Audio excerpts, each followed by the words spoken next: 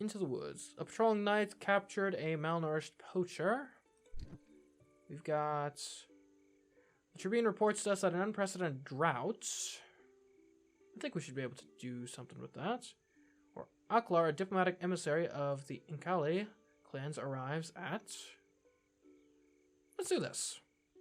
It's been a while since we've talked about Inkal. Aklar, a diplomatic emissary of the Inkali clans, arrives at court dressed in red iron armor. She claims they never intended to attack, they just reacted to smugglers trespassing their borders. She demands politely, yet strongly, that we show the same intent by recalling our troops from their border. It may just be a trick, though, and we have no idea what the consequences of such a decision might be. We recall our army from the northern border. Let's see, if we do recall, then we will get more standing. If we don't recall, then it helps our morale improve. We'd be voting with our ally if we don't recall.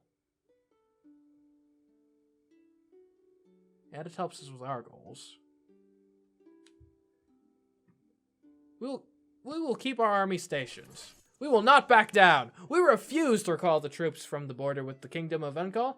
This will make our people feel safer, but won't do anything to ease the rising tensions with the Northern Kingdom. And whatever, I rule the South, it's fine.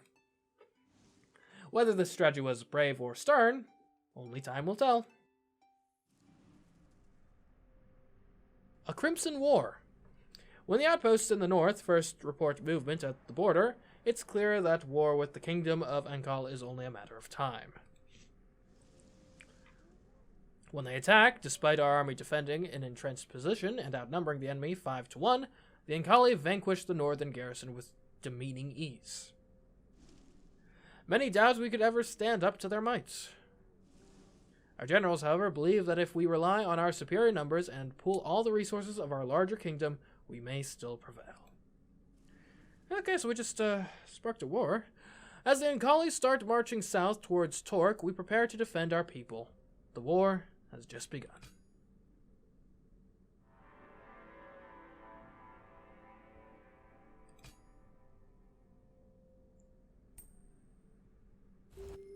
King's still kicking. Okay. Alright, Enkal. So, we want something that's just not going to affect morale or wealth. To just kind of stall, basically. That affects morale. That affects wealth. There we go. A Crimson War. Torque. The Enkali will soon reach the gates of Torque. If they take... Torque is actually not far from Libra. Yeah, we'll do this. Let's start dealing with the war.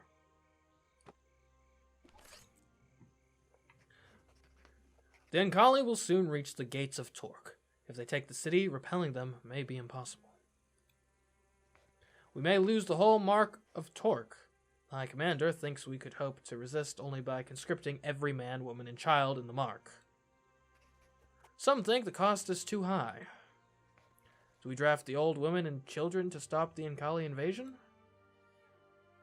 I think we have to, right? And for some reason my ally doesn't think it's a good idea, but, like... We're gonna do it. We gotta save our kingdom. Old men, women, and children are armed and taught the basics of warfare. It is impressive to see rich merchants, poor beggars, esteemed scholars, and renowned priestesses all fighting together to defend the kingdom. We hope that such a numerical advantage can turn the tide in our favor.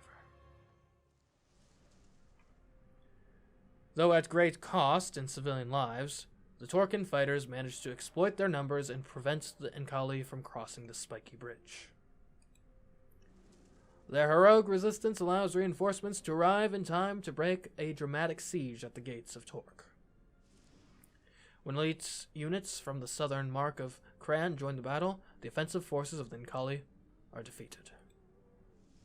Despite heavy casualties, we launch a counteroffensive and successfully besiege the Crimson Keep. We now rule over the Enkali, their mountains, and their rich deposits of red iron. A new red iron crown is forged for our king as a symbol of this victory.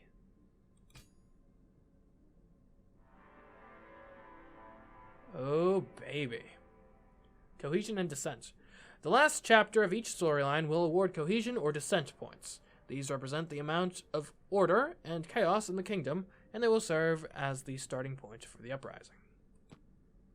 Great. So we got some cohesion.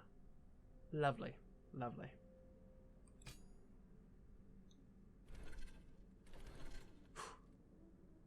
Okay. Looks like the king might abdicate. Man, those were some big moves. He abdicated after that. Sheesh. These kings can't catch a break. The king has abdicated. Extremist. 1 coin for each step. I got 17 coins. Not bad. And 1 prestige and 1 crave.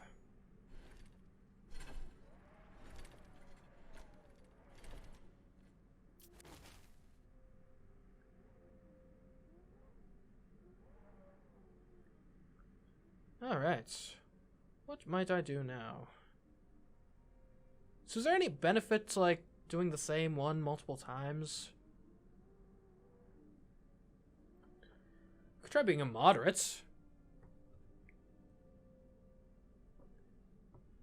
I do quite like Rebel. We could try being a moderate. Could be fun. I'll be a moderate. Okay. I guess we could work on importing some red cacti. Still working on building a food pantry? Okay. Yeah, let's import some red cacti.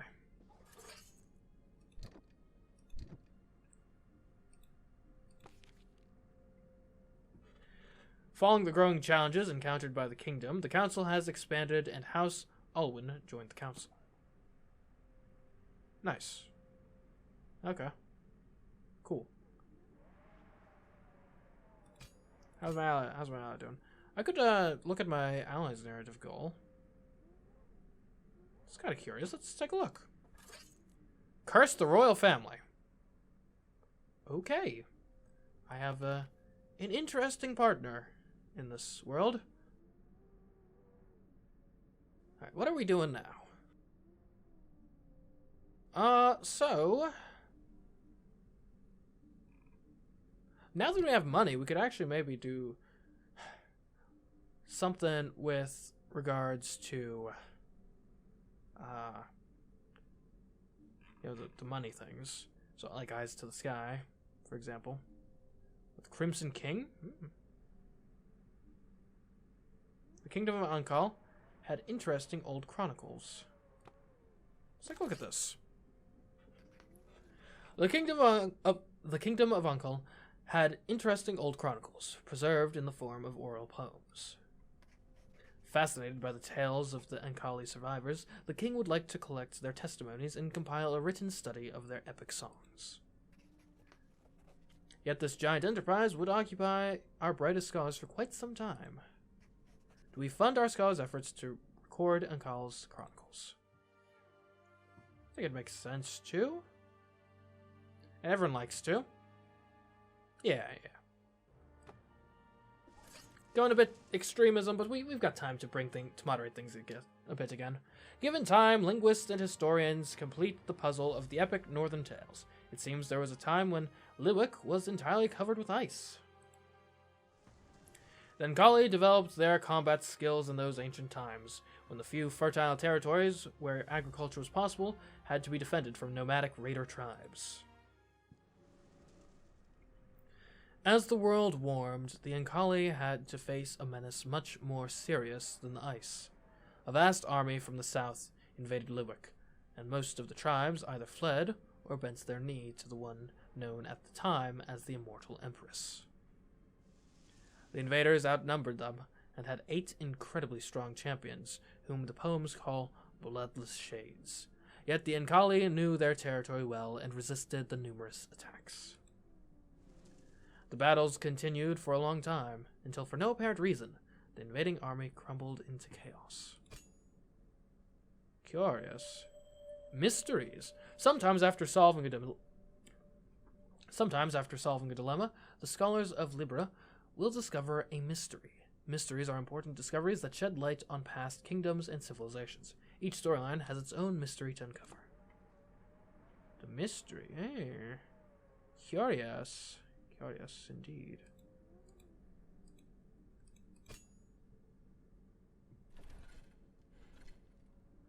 Sheesh, that knowledge went up quite a bit. Okay.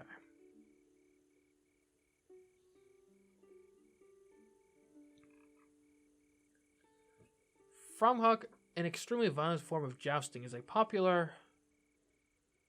If this gives me an opportunity to give the knowledge down, I'm here for it.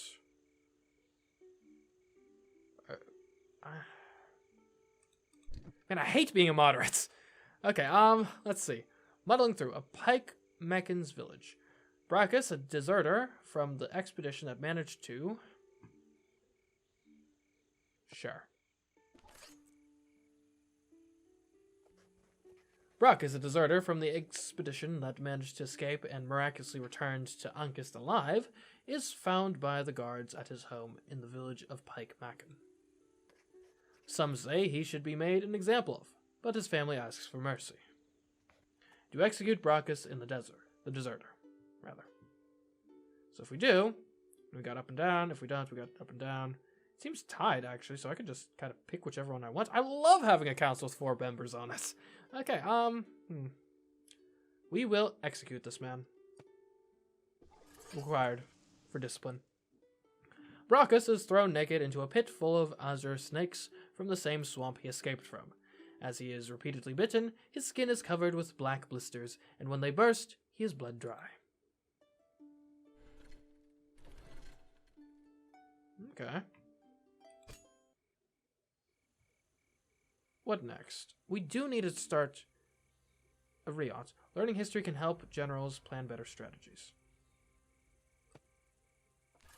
Let's do something with this. Learning history can help generals plan better strategies, but the chronicles of a battle we lost against the Enkali near Rioth in the northern part of the Mark of Torque tells an embarrassing tale. Carden, commander of the local division, fled battle as the enemy arrived and left his soldiers at their mercy. Should we erase the catastrophic Rioth battle from our annals? I think we probably should. Yeah, help get the knowledge down. What? That never happened. Oh, we should maybe get an alliance with... I'm not actually sure the alliance has been that helpful, if I'm being honest. There may be honor in defeat, but nothing can redeem cowardice. The name of the shameful commander, Carden, is erased from all the chronicles. In time, people will forget about him. Forgetful learners. Our tendency to cover up embarrassing defeats caused by ineffective military strategies makes it hard for us to learn from our past mistakes. So does that replaces the oldest one, it would seem. Okay. And ideally we want actually the knowledge to go even lower. But we don't need to be on that immediately. Necessarily.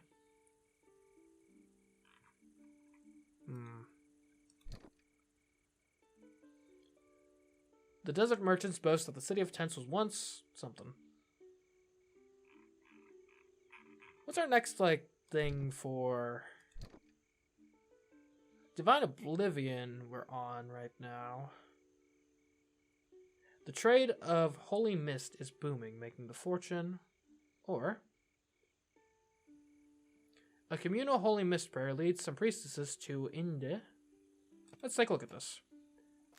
Can't mess up too badly on this. A communal Holy Mist prayer leads some priestesses to indecent behavior in public. Some say the Holy Mist is to blame, but the priestesses of the cult should be capable of self-control no matter what. Do we punish the priestesses guilty of indecent behavior? Let's see, if we don't, this increases. If we do, it decreases. I guess we won't punish them. And if it were up to me, I'd probably punish them, but, I'm not going against the entire council for that, so...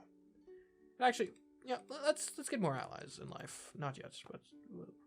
We don't punish them, apparently. A lack of punishment is an implicit approval.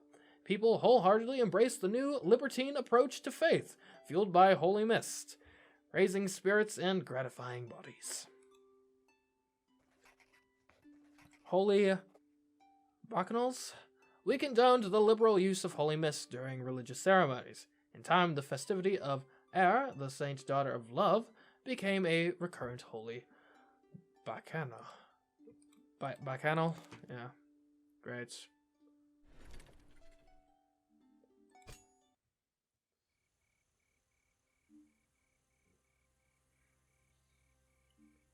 Okay, we would like to get the morale down at some point. Divine Oblivion, a royal laboratory. Oh, we can understand more stuff. Let's go to the City of Tents and see if we can tank some knowledge.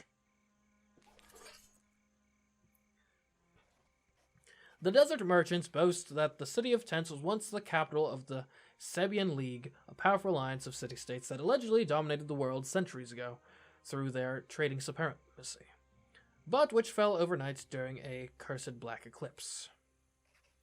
Do we investigate the rumor about the capital of the Sabian League? I don't think we should. And I'm actually going to bring my ally along with me to that conclusion, because we will not investigate this. We ignore the rumor, but the sinister image of a black eclipse lingers in our mind. Yeah, hopefully that's not important.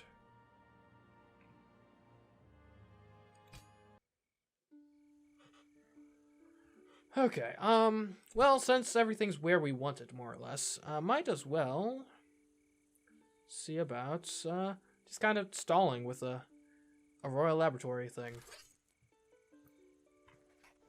Scholars spent loads of time trying to understand Isidora cryptic schemes.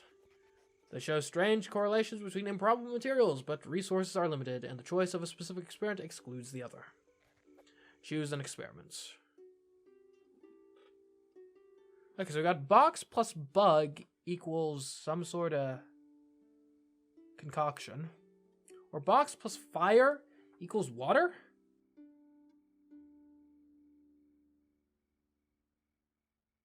I do not know.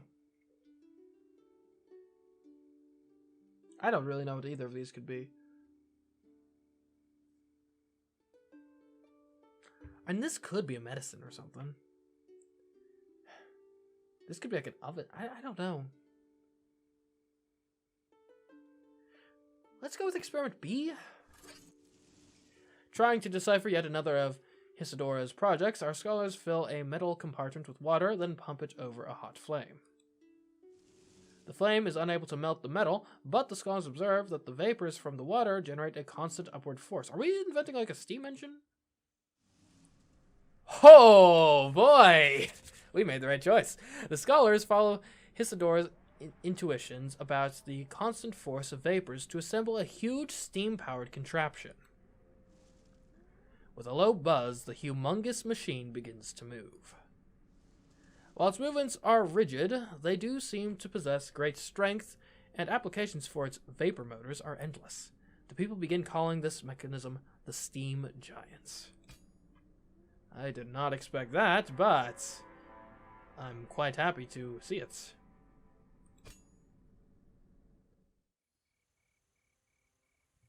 Okay, what now?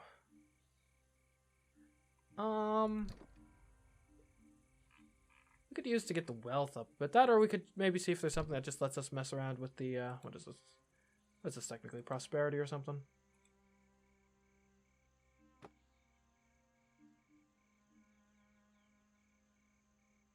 Illibra's outskirts. The trade of holy mist is booming. We can go with this. Yeah. The trade of holy mist is booming, making the fortunes of many merchants, but the abuse of the substance is having unhealthy, addictive effects on the low social stratum of society. Do we ban the private selling and consumption of holy mist? See, if we do, we lose money. If we don't, then we lose welfare. I mean, it's just the holy mist, guys. Don't worry about it. It's fine. Many of the poor become addicted to holy mist. In the long run, its devastating negative effects cause these people to lose their teeth, cough up blood, and eventually to die. What is it, like heroin? A trade for dreamers. Ever since we decreed that holy mist can be freely traded, our kingdom started attracting many merchants interested in its production and trade. Well, I guess it helped the economy.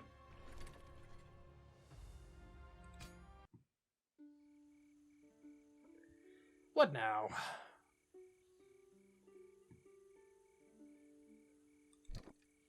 We could probably use to get the welfare up, but that or maybe we just don't touch it. Muddling through on the Ivory Deserts? Yeah, let's go for it. Also, I think we lost our ally. That's sad. We could form a new alliance. This guy's kind of weird. We could form an alliance with Torque. We could remove Solid from the council. Maybe. Not yet. Who's on the council? Oh, I see.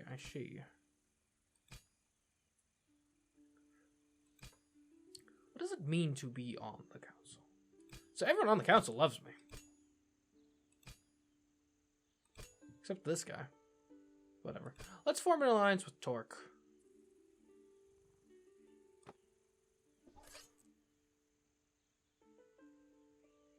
There we go. New ally. That's not where I need to be. This is where I need to be. Okay, I wanted to go muddling through to the Ivory Deserts.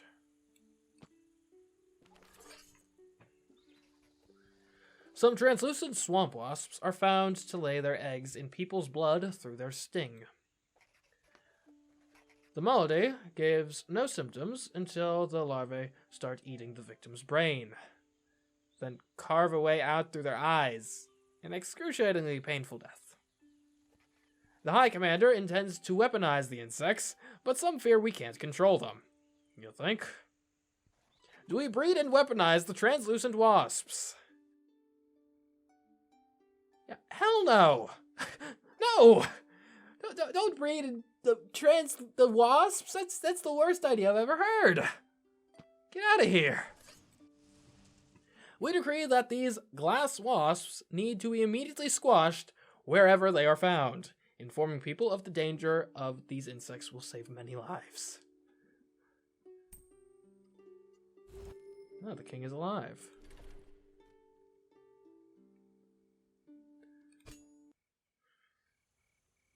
Okay, now what?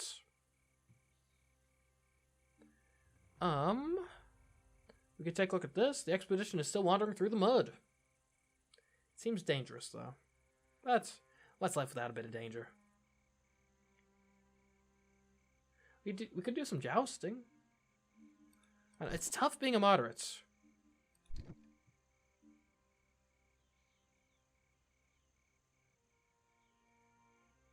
Maybe we can do something with this. During an early phase of the war, the Ankali burnt Clammy Pier, a village in Torque, forcing its inhabitants to flee. The refugees crossed the Ermak River to reach the neighboring Mark of Dualak and ask for help, but the locals claim they already have too many problems of their own to take care of them. Do we allow Torcan war refugees to settle in Dualak? The council in general says no, but I think this is an instance where I have to say yes. It'll harm my relationship with my ally, but whatever. Despite the protests of the Dualakians, we allow the Torcan refugees to build a new settlement on the banks of the Ermak. They do their best to sustain themselves, but they'll likely depend on the help of the Dualakians for quite a while. Clammy beggars, ugh. We allowed for the refugees of Clammy Pier to settle in Dualak, earning the resentment of the local people, now dealing with a village of beggars. They'll get better eventually. Hopefully.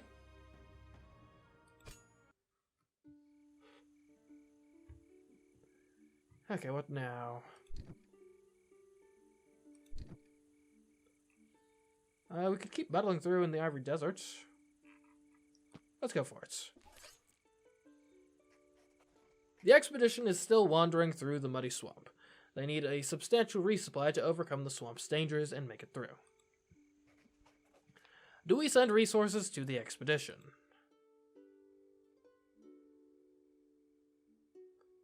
I guess not. Oh well, sucks for you guys. The expedition marches forward without any support, but the toll it exerts on the explorers is dramatic. Only 1 in 5 survives. However, what's left of the expedition manages to finally exit the hellish swamp. Some say that what they had to face will torment them forever. Forgotten heroes. The people often recall the story of the heroic explorers who lost their lives in the hellish swamp, completely ignored by their own king. We are running a great kingdom here, truly. This is what you have to do when you're a moderate. Anyways, a temple worth its weight in gold. After all the trials and tribulations of their journey, the expedition reaches a deep jungle. Things go relatively smoothly from then on. Despite the hardships of travel, the exhausted voyagers eventually reach a grand golden temple. The structure is entirely coated with thick plates of the finest gold, and the expeditioners wonder in awe where so much gold comes from. The temple looks abandoned and in ruin, and there's no trace of the fabled fountain of flowing gold from the legends. But the temple walls are intricately inscribed and worth studying.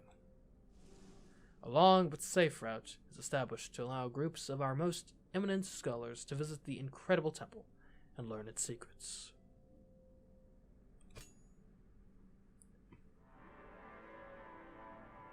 Okay, making progress there. Ooh, the king has died. But we achieved our goal of being a moderate. Moderate. Okay, so we got 4 prestige and 5 grave. Nice.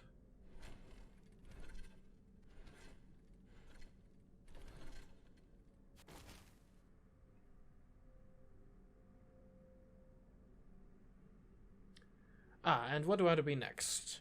Rebel is fun. Rebel is quite fun, actually. I don't think we really need to get a bunch of crave.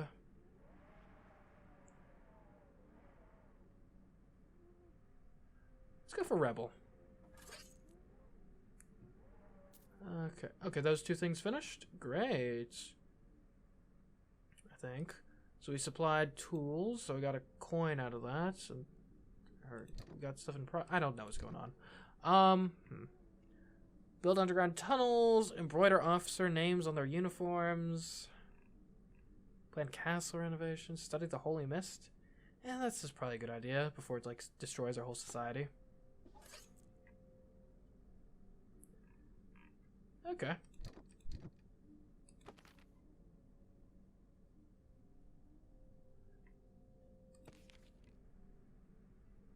Alright. A new king. A new day. But that's actually where we're going to have to end this weekend series, at least for now. This has been interesting. I'm not sure if I'm any good at the King's Dilemma, but I've been enjoying it. If you've been enjoying watching this, do make sure to show your support, so I know that you want to see more. But anyways, guys, until next time, I have been SeaMcraft, and I will catch you in the next video, whether more The King's Dilemma or something else. Goodbye.